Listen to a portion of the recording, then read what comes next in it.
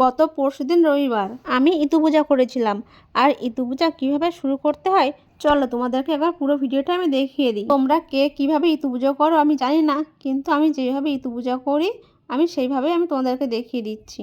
ইতু পূজার জন্য সবার প্রথমে লাগে বড় একটা মাটির থালা আর দুটো ছোট ছোট ঘর, আর তার সঙ্গে লাগে মাটিটা কিন্তু ইঁদুরের মাটি হতে হবে। আর এখন যেহেতু অতটা ইঁদুরের মাটি পাওয়া যায় না, সেই জন্য এমনি মাটির সঙ্গে অল্প একটু ইঁদুরের মাটি মিশিয়ে নিলেই হবে। আর তারপরে যেইগুলো লাগে সেইগুলো হলো দুর্ব, ধানের শীষ, কালো কচু গাছ, মান কচু গাছ, হলুদ গাছ, আর এগুলো কিন্তু সব গোড়া শুদ্ধ তুলতে হবে। আর এখানে আছে কলমি শাক, আর আছে ফল মিষ্টি গুড়ের পাটালি।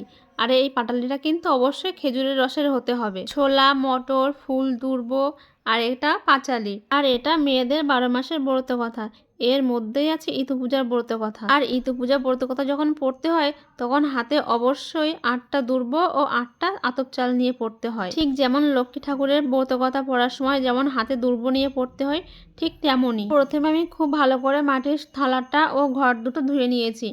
তারপরে মাটিগুলো ভালো করে গুঁড়ো করে এই থালার মধ্যে দিয়ে দেবো। আর এই মাটির মধ্যে কিন্তু আমি ছোলা মটর বসিয়ে দেব। সেই জন্য আমি এই মাটিটা খুব ভালো করে মিশিয়ে নিয়েছি, ভালো করে গুঁড়ো করে নিয়েছি।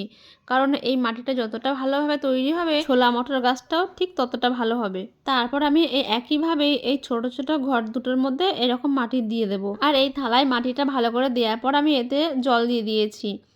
আর তারপরে এখানে সিঁদুর লাগিয়ে দেব।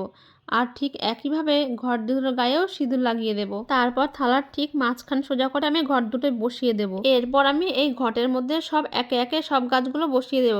প্রথমে বসিয়ে দিলাম দুর্ব, দুটো ঘটেই একই রকমভাবে আমি দুর্ব বসিয়ে দিয়েছি।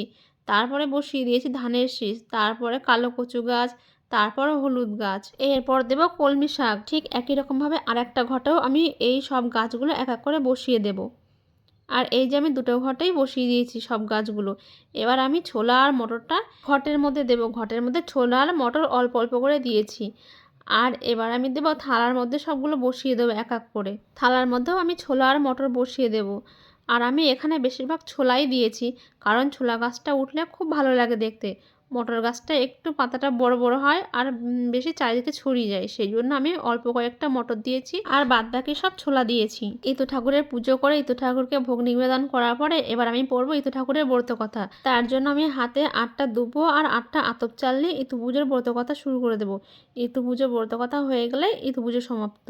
তো বন্ধুরা, আমার এই ভিডিওটা তোমাদের কেমন লাগলো অবশ্যই কমেন্ট করে জানিও।